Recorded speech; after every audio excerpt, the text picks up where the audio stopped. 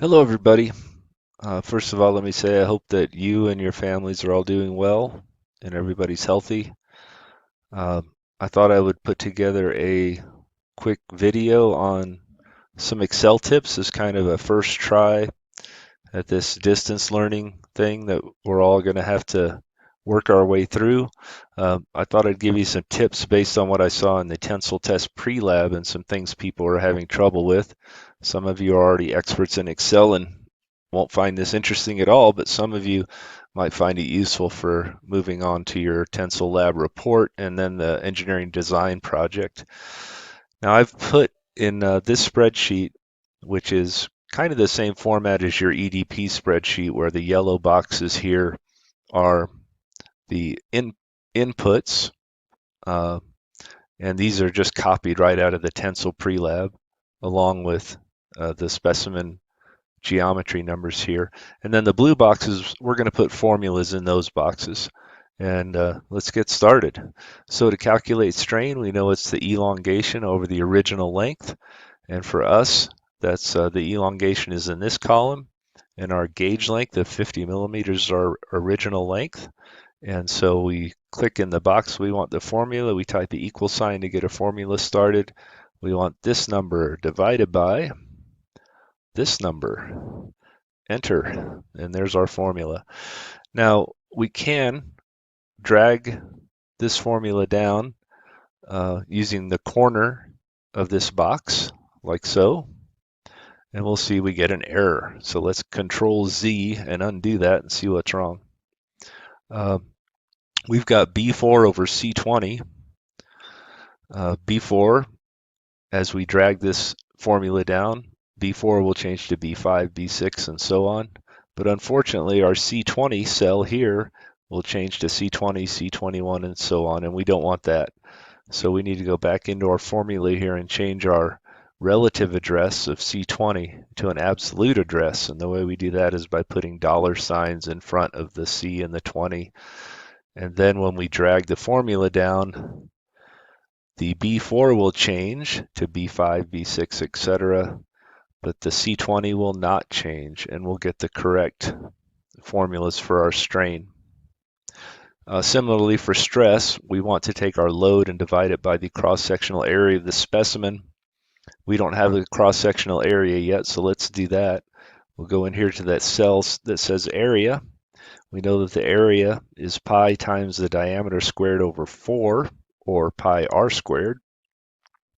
So let's click in that box, type an equal sign, type pi, and then open and close parentheses. That gives us the pi constant times the specimen diameter squared over 4. Enter. So there's the area, the cross-sectional area of our specimen in square millimeters. Now we're ready to calculate stress. So stress equals load over area. Enter. And there's our first load, our first stress rather, and we need to change C22, which is our area, to an absolute address so that we don't get the error we got before. So we'll type a dollar sign C, dollar sign 22, and now when we drag our formula down to copy it, we get the stress in kilonewtons per millimeter squared. It's kind of an odd set of units for stress. We're used to seeing things like KSI or MPa or even GPa. So let's fix that. Stress in MPa is 1,000 times the stress in kilonewtons per millimeter squared. So we'll multiply that number times 1,000 and drag that formula down. And now we have our stress in MPa. Okay, we're ready to plot it now. So we want to highlight our x-axis numbers, which are the strains, and then hold down the control key and highlight our y-axis numbers, which are the stresses. So now that those columns are highlighted, we can go up here to insert. We want a scatter plot, and we'll go down here to scatter with straight lines and markers, because that's what our worksheet tells us we need. And there's our relatively ugly plot.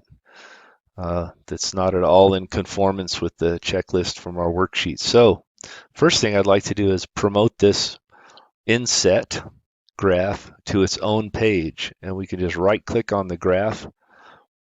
Oh, not within the plot area though. Let me click out here and try that again.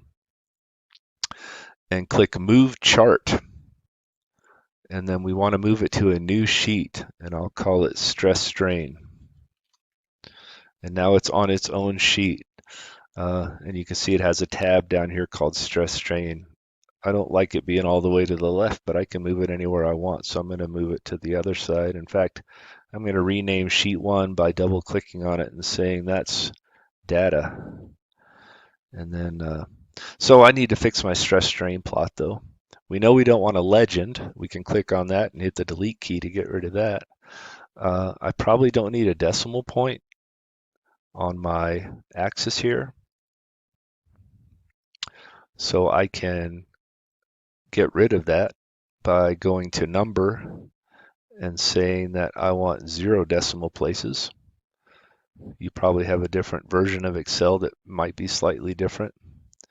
I'm going to get rid of some of the decimal places down here as well. Way too many. Go to number, and I'll just make that 2 instead of 6. I need some axis labels. So I can go up here to layout and go to axis titles. My horizontal title, I'm going to make that strain in millimeters per millimeter. And I think I'll add a vertical axis title. And I'm going to have a rotated title. And I'll call that stress in MPa. Some of you may have run into an error where Excel tries to correct that to not capitalize the P in MPa. You can go into your options and your error checking and tell it to not automatically capitalize for you. I don't recall offhand what font size we wanted, but you can easily adjust that by clicking on an axis, going to the home page, and then choosing your font. I'll choose 12, and I'll do that for the horizontal axis as well. And here, of course, if you want, you could change your type of font too. I think some grid lines might be helpful, so I'll go back in here to layout and put some grid lines on both the major and minor axes on the horizontal and vertical. And I know I'm going kind of fast here, but you can pause and rewind at your leisure. I'm going to go ahead and change my font size on my axis labels to 12 as well. Okay, so there's my stress strain curve. If I want, I could change the range of my x-axis. It goes all the way out to 0.3, but my data goes to less than 0.25. So I can double click on the axis and change the fix to a fixed maximum of 0.25. I like that a little better. Now, how to handle labeling. We can put a text box in here by going to Insert Text Box, which is grayed out right now. But if I click on my graph out here just outside the graph area, I should be able to go back to Insert, and text box is no longer grayed out. And I want to have Sigma Ultimate on here.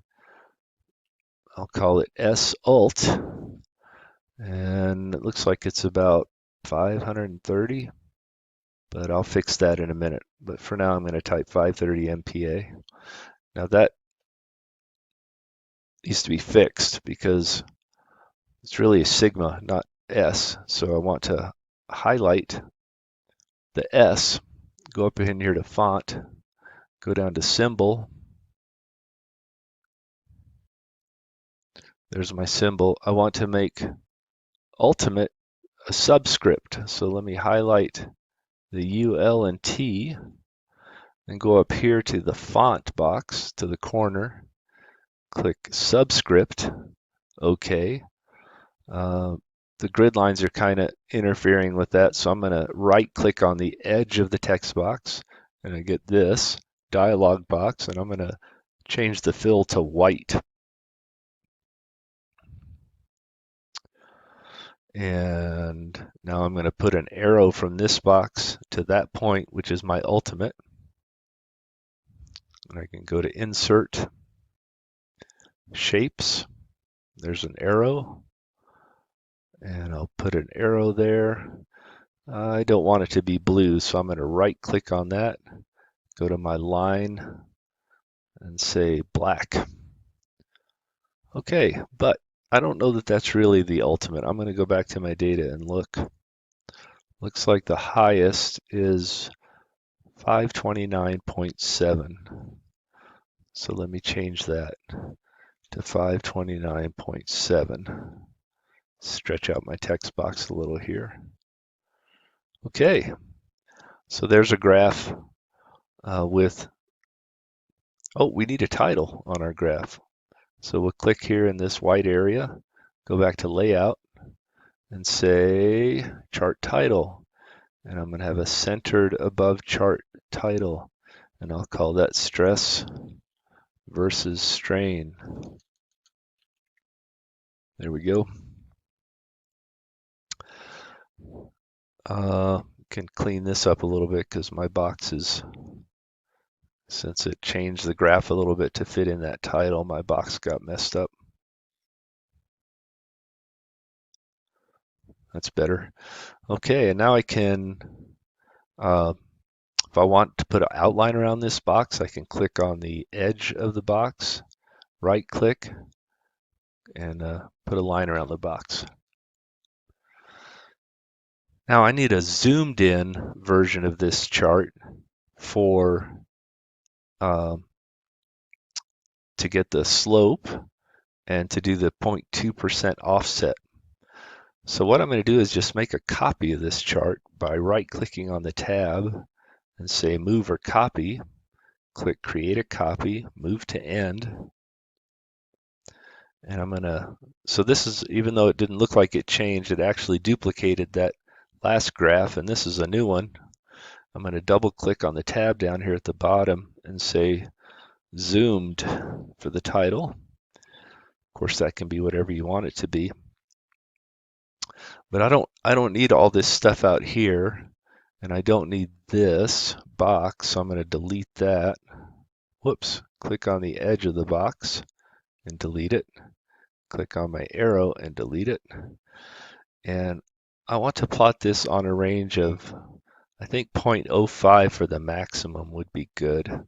So let me double click on the x-axis, change that to 0.05. And you can see it stretches out that axis now. Where's 0.2%? Well, it's not here. This is 2%. 0.2% would be right there. So that's where I'm going to start my 0.2% offset line. But let's think about how we might get that line in the first place. I can do, probably the easiest way is just to insert a line. And I must have something highlighted because everything's grayed out, and I do. I have the x-axis highlighted. So click out here in this white space, go to Shapes, Line. I'll just draw a line along the straight part here. It looks pretty good. And I can right-click on it and change it to black, and I can make it a little thicker. And now to move it, since it's highlighted, you can tell by these dots at the end, these circles at the end, I can move it just by using my right arrow. Well, I thought I could. Let me just grab it and move it. I think I was trying to use a PowerPoint hack there. So I can grab my line and just slide it over to the 0.2% on the x-axis. Looks like about right there. And then if you recall where that line intersects our blue line, that's the 0.2% offset strain, which gives us the yield stress. So if I go from here over to here, in a straight line. And if I want, I could do that by drawing another line. I'm not going to. But we'll get something like 420, maybe 435. There's 420, there's 440.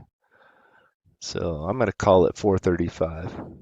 And I'm going to go back over here to my stress strain, my other stress strain curve, and I'm going to click on the arrow, hold down the control key, the shift key, and click on the box. So I have both of those. I'm going to copy those with the control C. Now I'm going to go back to my zoomed chart, and I'm going to click control V for paste. And I'm going to use these boxes to show my 0.2% offset. So I need to change ultimate to yield, which I'll just do with a Y. I need to change this number to the new number, which I guesstimated to be about 435. And I'm going to go ahead and put 0.2% here to remind myself that that's the method I used to find that. And I'm going to fix my arrow. And there's my 0.2% offset. Fixed my text box. I also need to put my yield, I need to put my modulus on this thing. So I need the slope of this line. And probably the easiest way to do that is just to pick a point up here on the straight part of my stress strain curve. You can see it's telling me that I have 0.028 strain, 376.5 stress. So since I'm on the straight line part of my curve, that's if I divide 376.5 by 0.028, that'll give me the slope. And if I do that, I get 13,446 MPa, which is about 13.45 GPa. So I'm going to copy this text box. I like to reuse stuff if I can. So copy the box by clicking on the outside edge of it, Control C, Control V, there's my new one. And I'm just going to modify this to say E equals 13.45 GPA. And I'll get rid of this other stuff. When we use English letters for variables, we like to italicize them. So I'll do that. And there's my slope of my line. So I think I have everything I need there. A word about putting this into another document. You can cut and paste it. I would caution you though that if there's a requirement for a font size, if you cut and paste it and shrink it, your fonts are going to be smaller, so you may want to go to a larger font on your original. My personal preference is that you would print it separately, and the way you would do that is just go to File, Print, and print the active sheet. And then you can get a landscape version of the whole plot in pretty much near the actual size. And you can print it as a PDF and insert it in a PDF document, or you can make it a page in a Word document, or you can print it separately and add it manually to a document. But try to retain your original size, or if you can't do that, you may want to go in and change your font sizes to be much larger so that when you cut it out and paste it in something else, you don't have tiny little fonts.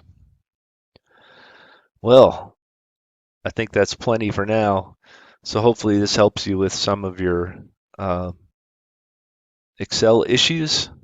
And if you have any questions, be sure to send them to me either on Teams or Blackboard or via email. And hope you're having a good week, and I'll be in touch soon. Bye.